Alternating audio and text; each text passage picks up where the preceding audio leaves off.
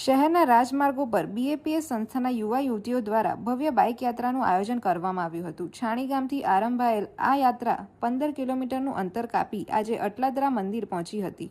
બે સુશોભિત કલાત્મક રથમાં ભગવાન સ્વામિનારાયણ અને અક્ષર પુરુષોત્તમ મહારાજની પ્રતિમાઓ, એક રથમાં 20 ઉપરાંત સંતો ઉપરાંત 120 દ્વિચક્રી વાહન પર સફાધારી યુવાઓ અને 120 વાહનો પર યુવતીઓ દ્વારા ભગવાન સ્વામિનારાયણના જય જયકાર સાથે ધ્યાન ખેંચ્યું હતું। महाराजने गुणातीतानंद स्वामी महाराजने भगतजी महाराजने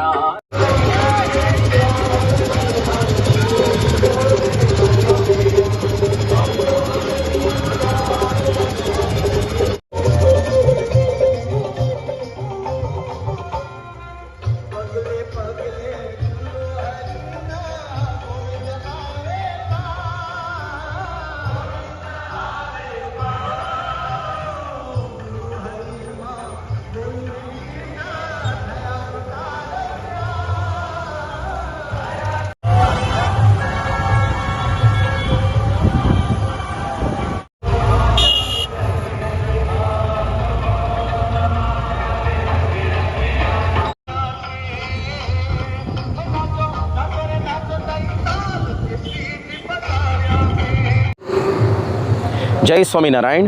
परब्रह्म भगवान श्री स्वामीनारायण તેમનું પ્રાગટ્ય આજથી 245 વર્ષ પૂર્વે ચૈત્ર સુદ નોમના દિવસે થયું હતું। તેમની સ્મૃતિમાં વિવિધ પ્રકારના આયોજન અત્યારે બધા ઉજવાઈ રહ્યા છે।